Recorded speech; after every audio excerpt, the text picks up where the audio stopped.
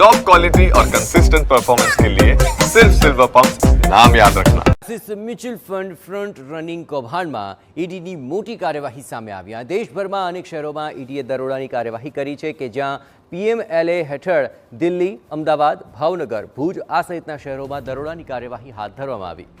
કોલકાતા, ગુરુગ્રામ અને લુધિયાણામાં પણ ઈડીના અધિકારીઓની તપાસ હાથ ધરવામાં આવી છે। વર્ષ 2018 થી 2021 દરમિયાન એક્સિસ મ્યુચ્યુઅલ ફંડ સાથે જોડાયેલા ફ્રન્ટ રનિંગ કૌભાંડની તપાસ ચાલી રહી છે।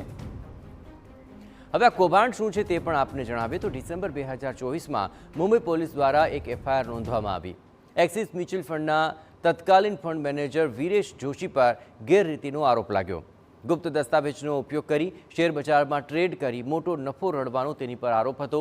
આ મ્યુચ્યુઅલ ફંડના રોકાણકારો સાથે મોટી છેતરપિંડી કર્યાનો આરોપ હતો। જે તે સમયે એક્સિસ મ્યુચ્યુઅલ ફંડ પાસે 2 લાખ કરોડથી વધુની સંપત્તિ હતી। દુબઈમાં બેઠા બેઠા સમગ્ર કૌભાંડ કરવાનો પણ તેની પર આરોપ લાગ્યો। દુબઈથી ટ્રેડિંગ ટર્મિનલ દ્વારા નકલી ખાતામાં ફ્રન્ટ રનિંગના ઓર્ડર અપાયા હતા। અલગ અલગ બ્રોકર પાસેથી નકલી ખાતા પણ લેવામાં આવ્યા હતા। વીરેશ જોશી ઉપરાંત अन्य ટ્રેડર્સ અને બ્રોકર્સ પણ આ કૌભાંડમાં સંમિલિત હોવાની આશંકા સેવાઈ રહી છે અને અત્યાર સુધીમાં 200 કરોડ રૂપિયા ગેરકાયદે કમાયાનો ઈડીની તપાસમાં ખુલાસો થઈ ચૂક્યો છે।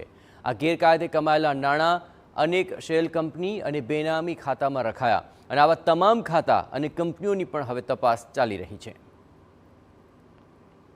હવે એ પણ જાણી લો કે આ ફ્રન્ટ રનિંગ છે શું।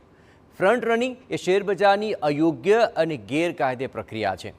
કોઈ બ્રોકર કે ટ્રેડર તેના ગ્રાહકોના ઓર્ડરની માહિતી અગાઉથી મેળવી લે છે, જે બાદ બ્રોકર કે ટ્રેડર પોતાના માટે એ જ શેરમાં લેવડ દેવડ કરીને નફો રળી લે છે, જેને કારણે બજારની પારદર્શિતા અને અન્ય રોકાણકારોનો વિશ્વાસ પણ તૂટતો હોય છે।